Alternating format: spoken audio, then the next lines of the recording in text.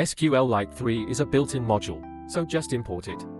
Then we can connect to it using the connect function. Give your file a name and then we need a cursor to execute SQL commands. Don't forget to call the close function. All our commands will be in between this call. Let's create our first table.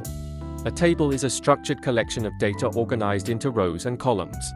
This is a movie table with title, year, and score. Now you can insert data using the insert into commands. Mention the name and what values to enter. Or if you have multiple values, put them in a list.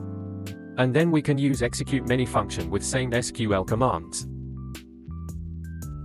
After that, just commit the changes to DB.